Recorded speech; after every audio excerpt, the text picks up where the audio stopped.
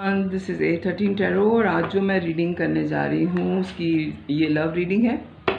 और जो रीडिंग करने जा रही हूँ उसका टॉपिक ये है कि जब आपके पार्टनर आपसे मिले तो उनकी इंटेंशंस क्या थी। आपको मिलने के बाद वो क्या उन्होंने सोचा था आपको देख के कि वो इस रिलेशन को किस जगह पे लेके जाएंगे। आपकी और उनकी दोनों की इंटेंशंस मैं चेक करूँगी। ये जनरल रीडिंग है, सारे मैसेजेस आपसे रेजोनेट नहीं करेंगे। अगर आपसे करें तो बहुत अच्छी बात है, ना करें तो ज़बरदस्ती अपने ऊपर तारी मत कर लीजिएगा कि ओह ये तो मेरे बारे में ये सोच रहा था। और दूसरी बात ये कि मेरा चैनल लाइक करने का, सब्सक्राइब करने का बहुत बहुत शुक्रिया। मेरी रीडिंग पसंद करने का बहुत शुक्रिया, मेरी बातें पसंद करने का बहुत शुक्रिया। Thank you very much. आधे लोगों ने मुझसे कहा कि मैं बातें बहुत अच्छी करती हूँ, लेकिन खैर मैं बड़ी स्पीड में शुरू कर रही हूँ ये रीडिंग कि जब आपके पार्टनर आपसे मिले तो उस वक्त उनकी सोच क्या थी और बाद में उनकी सोच क्या हो गई। और यही रीडिंग मैं आपके लिए लूँगी कि आपकी सोच क्या थी और बाद में आपकी सोच चेंज हुई या नहीं। ठीक है, प्लीज़ डिवाइन गाइड करें कि इंटेंशंस क्या थी। ये मैं आपके लिए ले रही हूँ। प्लीज़ डिवाइन गाइड करें कि जब मेरे व्यूअर ने अपने पार्टनर को देखा फर्स्ट टाइम तो क्या सोचा, और फिर बाद में मैं इंटेंशंस निकालूंगी। जब पहली दफ़ा देखा आपने अपने पार्टनर को तो आपने क्या सोचा उनको देख के। ओके, ज़बरदस्त, बहुत अच्छे।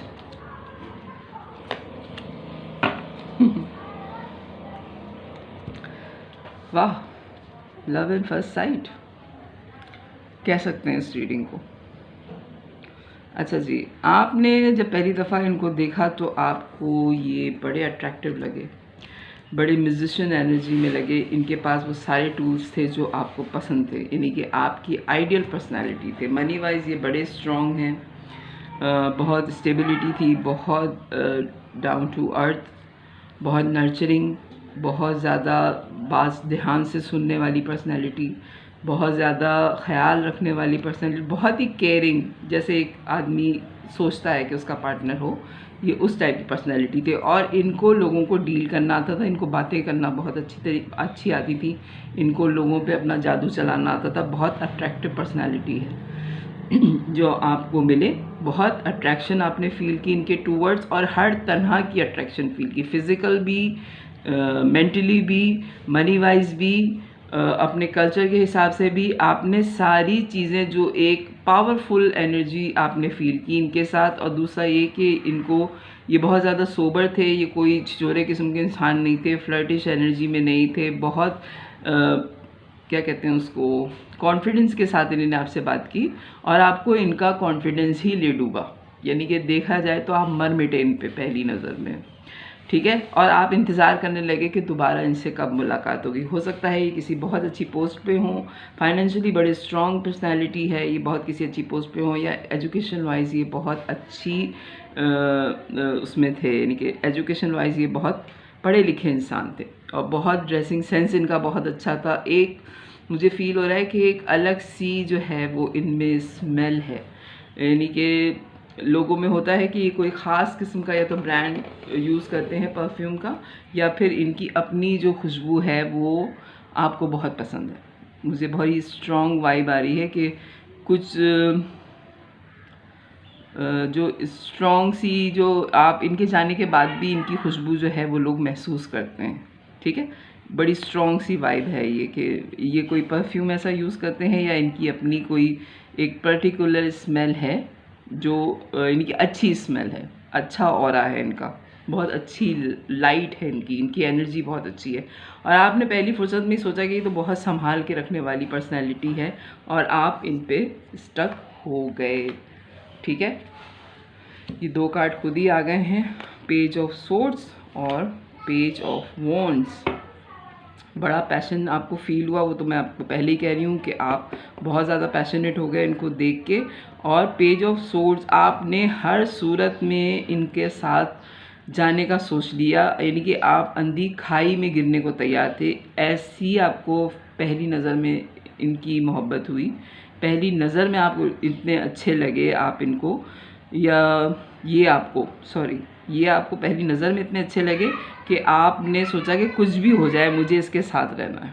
हालांकि आपको पता था कि ये बहुत मुश्किल काम है, आप इनके साथ नहीं रह सकते, लेकिन आपने यानी कि बहुत कम आपकी ज़िंदगी में आना जाना लगा रहेगा। आप मुस्तकिल इनके साथ नहीं रह सकते, लेकिन आपको पहली नज़र में मोहब्बत इनसे इतनी हो गई कि आपने ये भी सोच लिया कि ठीक है, अगर थोड़े दिनों बाद भी मेरी इससे बात होती है तो मैं इससे बात करूँगा या करूँगी।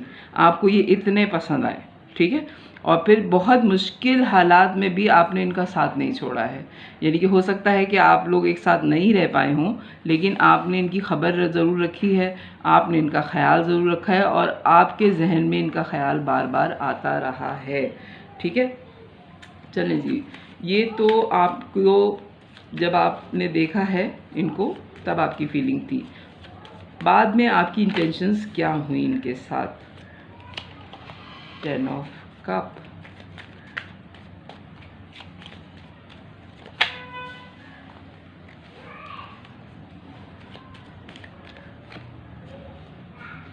क्वीन ऑफ सोर्ड्स, जजमेंट,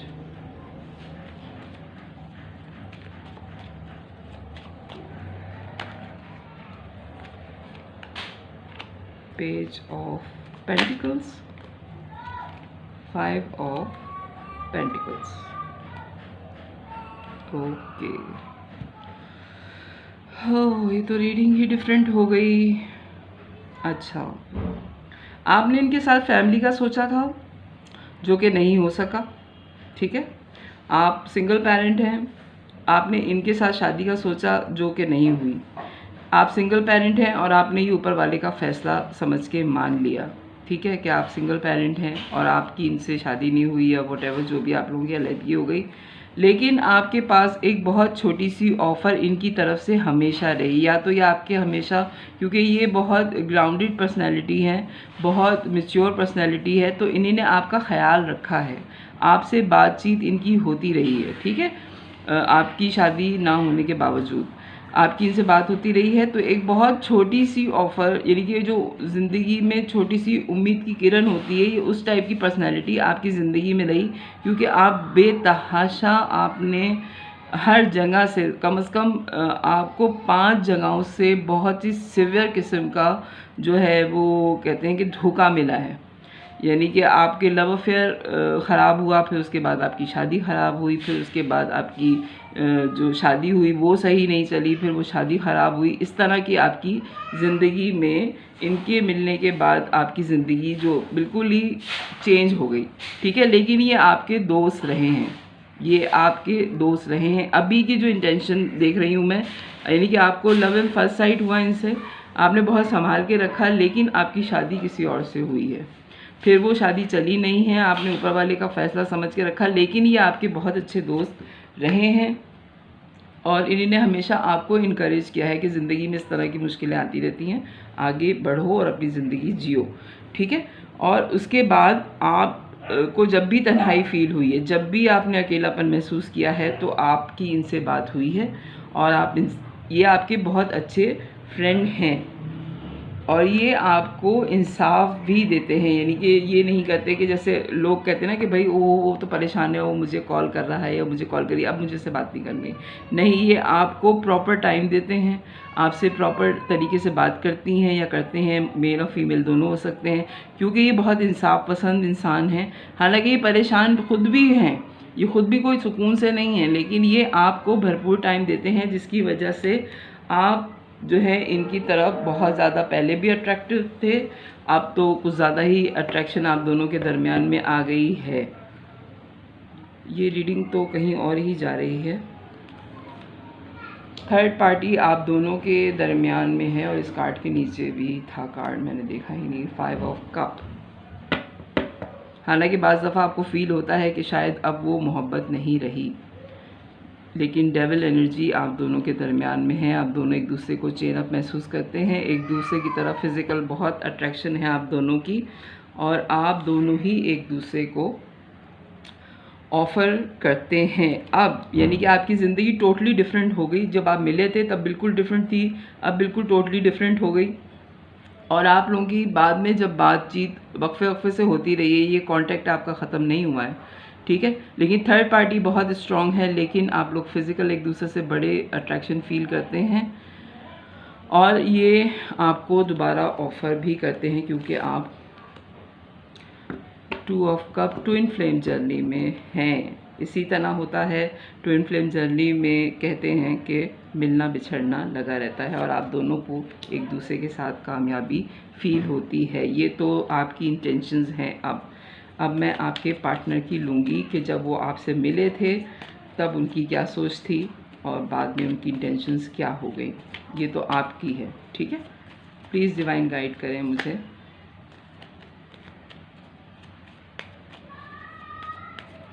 ये तो आपकी थी ना। ओहो, आपके पार्टनर तो वो ज़्यादा जज्बाती हो गए। प्लीज़ डिवाइन गाइड करें मुझे कि मेरे व्यूवर के पार्टनर ने जब उनको पहली दफ़ा देखा था तो क्या फील किया था। Okay,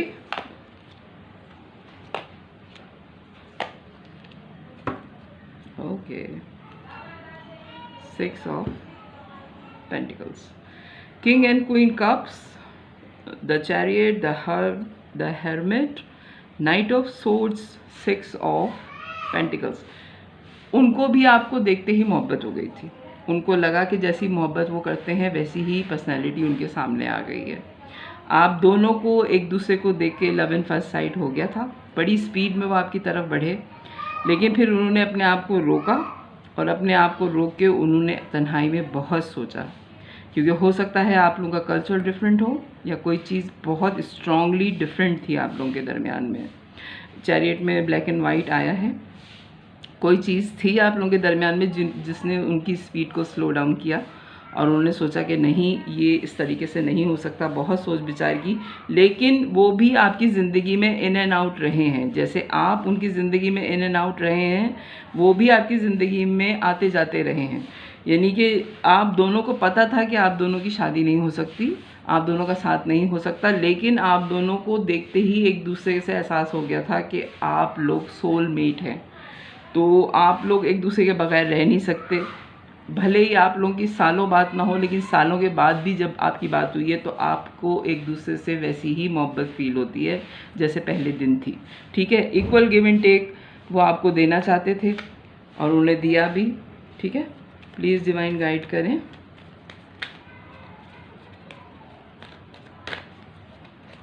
king of swords, night of swords, okay.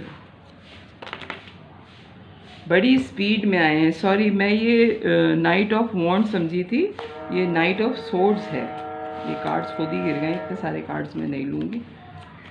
वो बड़ी स्पीड में आपकी तरफ बढ़े, बहुत सोच विचार करने के बाद वो आपकी तरफ बढ़े हैं। जब उनको क्लैरिटी समझ में आ गई तो उन्होंने अपनी मोहब्बत को उस तरह नहीं रोका जैसे आपने रोका है, ठीक है। फिर इंटेंशंस क्या थी, यानी कि उनको फील हुआ और उन्होंने आपको कह दिया। प्लीज़ डिवाइन गाइड करें फिर इंटेंशंस क्या थी मेरे व्यूवर के टूवर्ड्स उनके पार्टनर की। 5 of cup,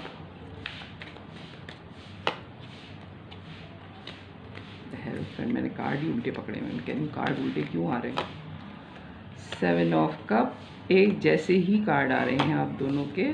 6 of sword, 6 of wands, क्या बात है।